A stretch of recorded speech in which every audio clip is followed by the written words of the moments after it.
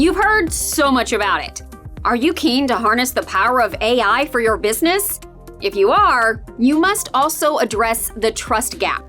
While you see AI as an opportunity, your employees might be worried their jobs are at risk.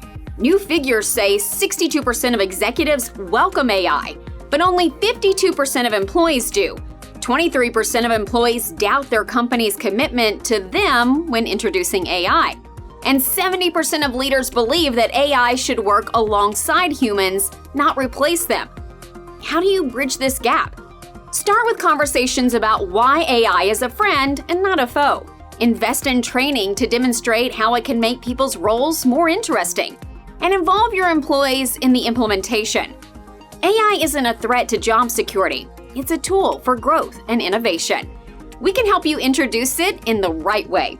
Get in touch. That's your tech update. More next week.